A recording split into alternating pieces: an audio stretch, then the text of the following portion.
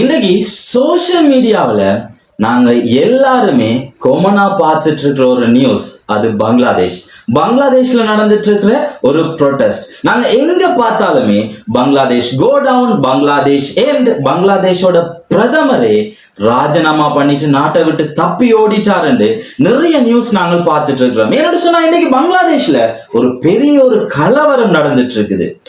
ஆனா இன்னைக்கு பங்களாதேஷ்ல நடக்கிற இந்த கலவரத்தை நிறைய பேர் ஸ்ரீலங்காவில் நடந்த ஒரு கலவரத்தோட, ஒரு ப்ரொட்டஸ்டோட கனெக்ட் பண்ணி கழிச்சிட்டு இருக்காங்க. ஆமா, 2 வருஷத்துக்கு முன்னாடி ஸ்ரீலங்காவில் ஒரு கலவரம் நடந்துட்டு இருக்குது.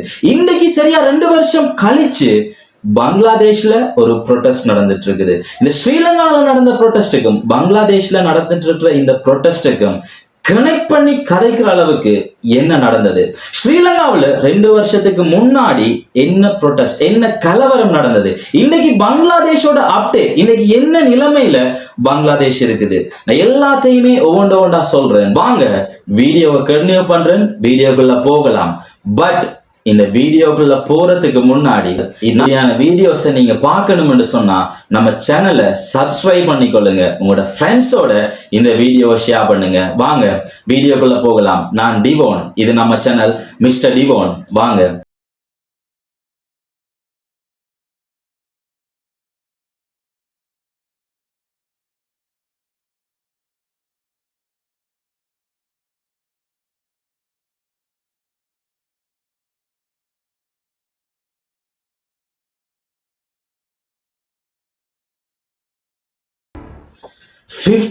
March 2022 இதுல இருந்து கிட்டத்தட்ட 14 நவம்பர் 2022 மட்டும் ஆல்மோஸ்ட் கிட்டத்தட்ட 7 மாசம் இலங்கையில எல்லாராலையும் பரபரப்பா பேசப்பட்ட ஒரு பிரச்சனைன்னு சொன்னா அது ஸ்ரீலங்காவில் நடந்த ப்ரொட்டஸ்ட். அதாவது ஸ்ரீலங்காவில் இருக்கிற மக்களே கவர்மெண்ட்டுக்கு எதிராக, மக்கள் தாங்களே ஓட் பண்ணி செலக்ட் பண்ணின தலைவர்கள் அவங்க வேணாம்னு சொல்லி கவர்மெண்ட்டுக்கு எதிராக செய்யப்பட்ட ஒரு போராட்டம்.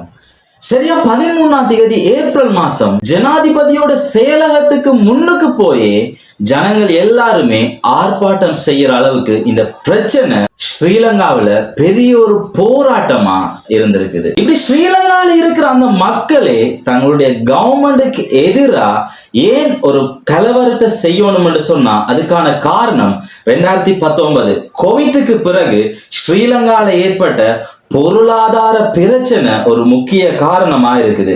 அதாவது ஸ்ரீலங்காவில் இருந்த பொருளாதார பின்னடைவும், இந்த பொருளாதார பின்னடைவுக்காக அரசாங்கம் எடுத்த சில தவறான தீர்மானங்களும் தான் ஸ்ரீலங்காவில் இந்த ப்ரொட்டஸ்ட மக்கள் செய்யறதுக்கு காரணமா இருந்தது. அது மட்டும்தான் காரணமானு கேட்டா இல்ல. என்னன்னு சொன்ன அந்த நாள்ல ஸ்ரீலங்காவில் எரிபொருள் தட்டுப்பாடு இருந்தது. கிட்டத்தட்ட 12 மணித்தியாலத்துக்கு கிட்ட பவர் கட் இருந்திருக்குது. விலைவாசி அதிகரிக்குது, பொருட்களுடைய விலைகள்ல நிறைய அதிகரிப்பு ஏற்படுறதால மக்களோட வாழ்க்கை செலவுல அதிகரிப்பு ஏற்படுது. இது மக்கள் கவர்மெண்ட்டுக்கு எதிராக ஒரு ப்ரொட்டஸ்ட ஆரம்பிக்கிறதுக்கு ஒரு காரணமா இருந்திருக்கு. இப்படியான பிரச்சனை ப்ரொட்டஸ்டுக்கு காரணமா இருந்தாலும் முக்கியமான ஒரே ஒரு நோக்கம், அதாவது ஸ்ரீலங்காவோட அன்றைக்கு பிரசிடண்டா இருந்த கோட்டபாய ராஜபக்ஷ ராஜினாமா செய்யணும். கோ ஹோம் கோட்டா என்ற பேர்ல ஸ்ரீலங்காவில் ஒரு பெரிய ஒரு ப்ரொட்டஸ்டே மக்களால முன்னெடுக்கப்பட்டது. பிரசிடென்ட் ராஜினாமா பண்ணணும்னு சொல்றாங்க, புதிய கவர்மெண்ட் ஃபார்ம் பண்ணணும்னு சொல்றாங்க. ஏன்னு சொன்னா 2022 ஸ்ரீலங்காவில் ஏற்பட்டிருந்த அந்த ஒரு பொருளாதார உயர்வு சாதாரணமான மக்களை கூட அன்றைக்கு பாதிச்சிருந்தது. இந்த ஒரு காரணத்துக்காக அன்றைக்கு ஜனங்கள் வேலை நிறுத்தம் செய்யறாங்க, பல அரசியல் போராட்டங்களை செய்யறாங்க. கடைசியா ஜனாதிபதி செயலகத்துக்கு முன்பதாக ஒரு முற்றுகை போராட்டத்தையும் செய்து ஒரு பெரிய ஒரு கலவரமா ஸ்ரீலங்காவில் நடந்திருக்குது. இந்த கலவரத்தோட முடிவுல ஜனங்கள் கேட்டதின்படி பிரசிடண்டா இருந்த கோட்டபாய ராஜபக்ஷ ரிசைன் பண்றாரு. அப்போ மத்திய வங்கியில ஆளுநரா இருந்தவர் ரிசைன் பண்ணி மத்திய வங்கி சென்ட்ரல் பேங்குக்கு புதிய ஒரு கவர்னர் நியமிக்கப்படுறாரு. பிரைம் மினிஸ்டரா இருந்த மஹிந்த ராஜபக்ஷ ரிசைன் பண்றாரு, புதிய பிரைம் மினிஸ்டர் வராரு. சரியா ஜூலை 14ஆம் தேதி அப்ப பிரசிடண்டா இருந்த கோட்டபாய ராஜபக்ஷ ஜூலை 14ஆம் தேதி ரிசைன் பண்ணி தன்னுடைய பிரசிடென்ட் பதவியை ராஜினாமா பண்ணிட்டு ஜூலை 20ஆம் தேதி புதிய பிரசிடெண்டா ரணில் விக்ரமசிங்கே அவர்கள் பொறுப்பேற்றுக் கொள்றாரு. இது இலங்கையில நடந்த ஒரு பெரிய ஒரு ப்ரொடெஸ்ட், ஒரு கலவரமா இருக்குது. அதாவது இலங்கையில இருக்கிற மக்களே கவர்மெண்ட்டுக்கு எதிரா செய்த ஒரு பெரிய ஒரு கலவரமா இது இருக்குது. சரி, இந்த கலவரத்தை ஏன் பங்களாதேஷோட கனெக்ட் பண்ணணும்?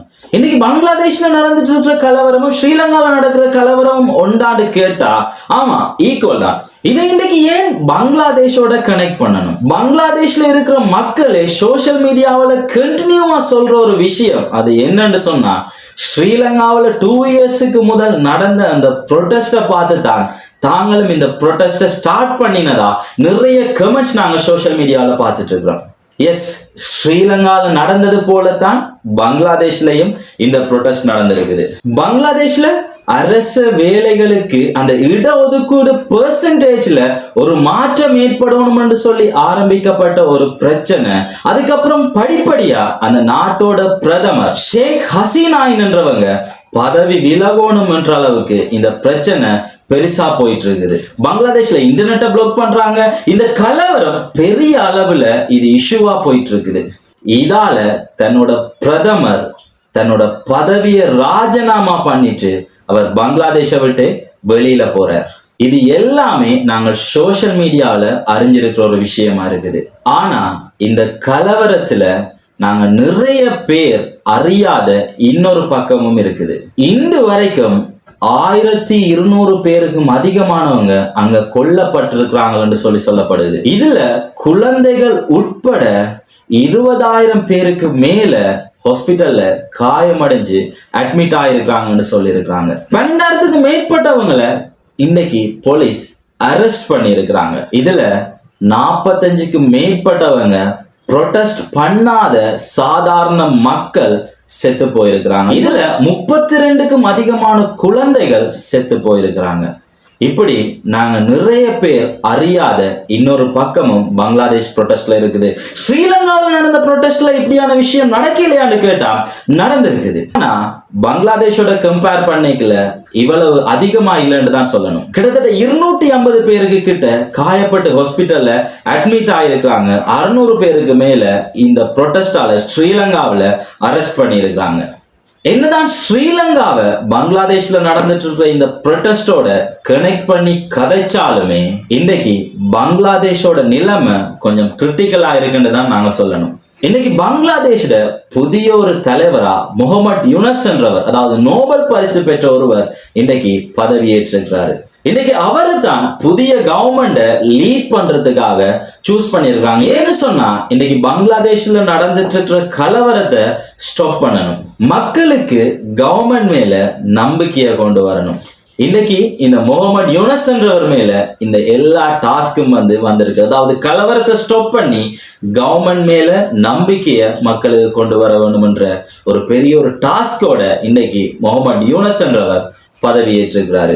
பங்களாதேஷ்ல இப்போதைய ஸ்டேட்டஸ் இதுதான். இவ்வளவு பிரச்சனை நடந்தும் கூட இன்னைக்கு மீடியாவில் நிறைய ஃபேக் நியூஸ் பரவிட்டு இருக்குது. நிறைய ரூமர்ஸ் கூட இன்னைக்கு மீடியாவில் பங்களாதேஷை பற்றி பரவிட்டு இருக்குது.